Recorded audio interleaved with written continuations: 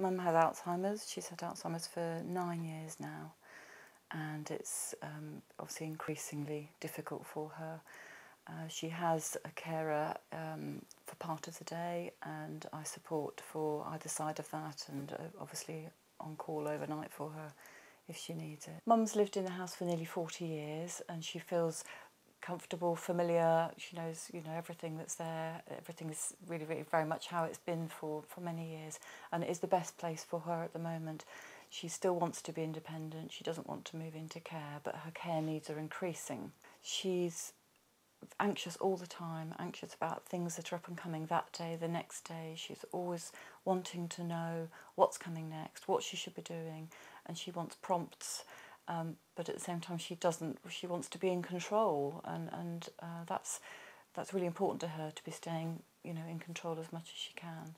I'm certain that Mindings is really helpful for Mum in helping her stay independent at home. I've got no doubt at all. It serves a huge practical purpose, and it's also a social tool for her to be able to keep in touch with what's going on. And it's just one of many things that we need to put in place to help keep her safe and happy at home, but it's a very real part of her life.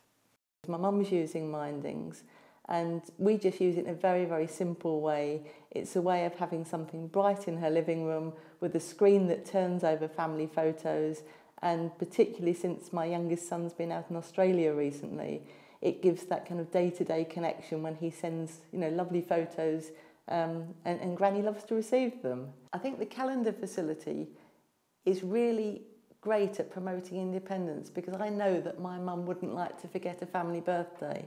At the moment she wouldn't, but if somebody gets to the stage where they're going to be worried about that, to know that they've got that reminder there, and that family members can trigger it, at a time that's personalised for them. So remind Mum the day before or the week before, so she's got time to buy a card and put it in the post, depending on who it is really, really useful. I think it can really help keep people independent. A family member can send a message that's personalised to them and to their situation. So, for example, to remind them to water their plants or to feed the cat. And that person sees that message, and who knows what goes on in the brain, but it might be that a few minutes later they get the idea independently to go and feed the cat now, or to go and water the plants. And I think it might just be a way of keeping people independent for that little bit longer.